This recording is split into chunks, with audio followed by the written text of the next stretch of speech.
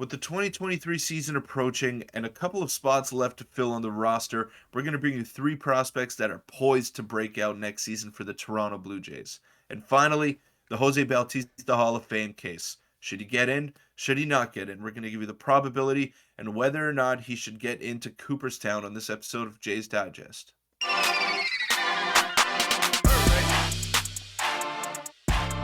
What's up, Jays fans? I'm your host, Peter Vryonis, alongside host Nick Gosse. I want to thank you all for the support that we've been getting. It's been unreal. The daily grind has not stopped, but we want to thank you all for tuning in each and every day. Yeah, it's been unbelievable. We're on the road to 7K subscribers, and a bit of a unique video for you guys today. Obviously, the offseason's slowing down a little bit with spring training fast approaching, and we'll be covering all that. But let's get into the first and main topic of today's video, which is three prospects that we think will break out in 2023 in the upcoming season. Now, we've covered a few of these prospects in separate videos, and we're doing it all in one today. And Peter, I'll also ask you at the end which prospect you think is the most likely to break out of these three. But let's just get right into the first one, which is, of course, Yasver Zuruleta. And, MLB Pipeline released their updated grades and updated rankings. So you can see here now, Zuruleta has a 70 fastball, 55 curveball, 55 slider, 55 changeup. That's 4+ pitches, and obviously his control lacks. And this is what they had to say about him. Basically, Zuruleta climbed quickly once he showed his health, rising from single A to double A with an All-Stars future game thrown in. However, he's had some injury issues, but he will be a major league ready very quickly in this role given the overall quality of the stuff in the bullpen, which is why we think we could see him today. And it says at the top there how he now is back and healthy.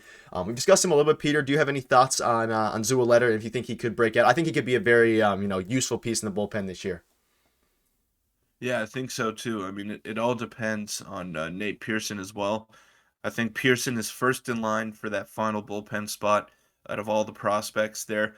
But Zulueta's probably got the second best chance. And if Pearson blows up in spring training, if he can't stay healthy, if he can't stay on the field, then there's a good chance that Yasmer Zulueta can crack the opening day roster and be a valuable contributor in a middle relief type role for the Blue Jays. Like you said, the stuff is there, but the control is not quite there yet, and he's just not refined enough to be in high leverage situations, and he wouldn't be able to do that quite yet.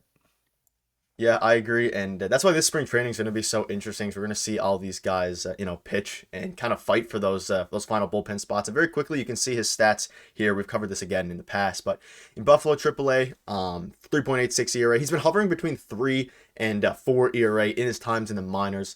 But I don't know. He has a lot. The peripherals are there, 70 fastball, so he can. You can work with that. And let us know your comments if you think he will make the team next season. But we think he's ready to make the major league roster, depending how he does in spring training. But you also mentioned Nate Pearson, who we'll get into here as well today. But let's get into the next guy now, which is Addison Barger. Now, Peter, I know you're super high on Addison Barger, so of course he had to make the list here. He has a 45 hit, 55 power, 45 run, 65 arm, and 50 field. Before I get into what they have to say, MLB Pipeline, that is, what are your thoughts on Addison Barger, and if you think he can make the team next year? I think he can, and it's very similar to the Yasmer Zulueta situation as well. I think Biggio is first in line for the role that Barger is ready to play in the major leagues.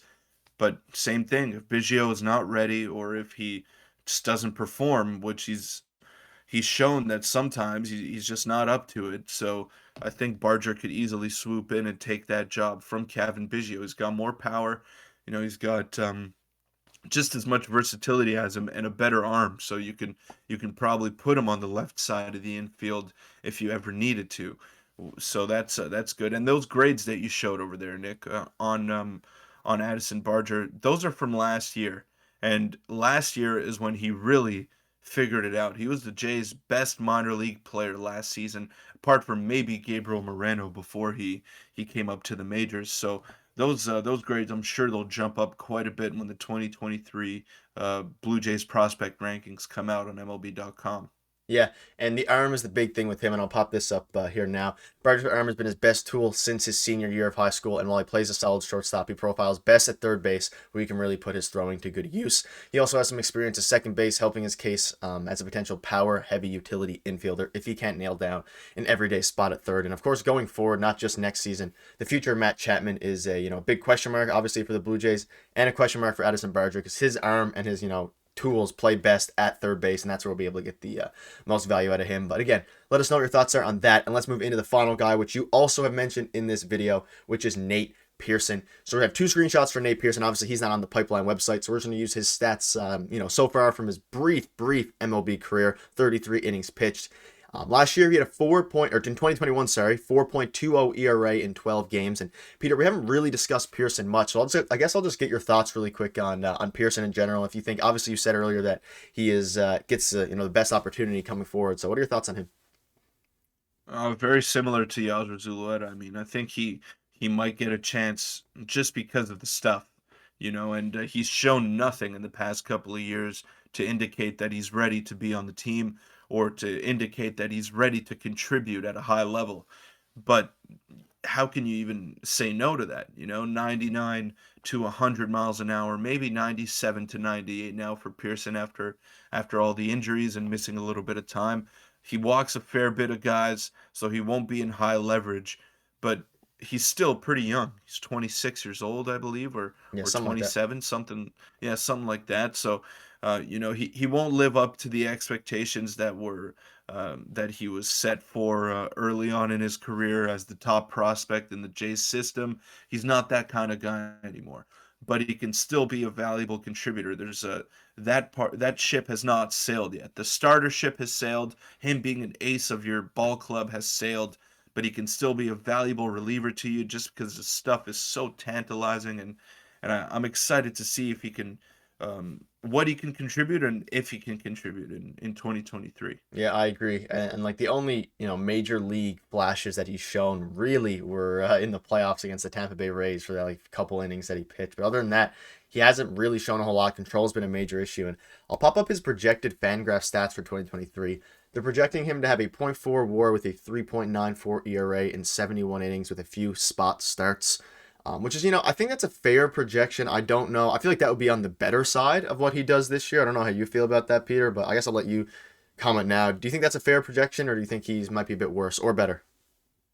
Well, I'll ask you this: would you rather have Mitch White in a long relief role or Nate Pearson? Yeah, Nate Pearson. Yeah, there you go. And I mean, Mitch White was not awful before those last couple starts that he had last year, and he seems like he could be a serviceable guy.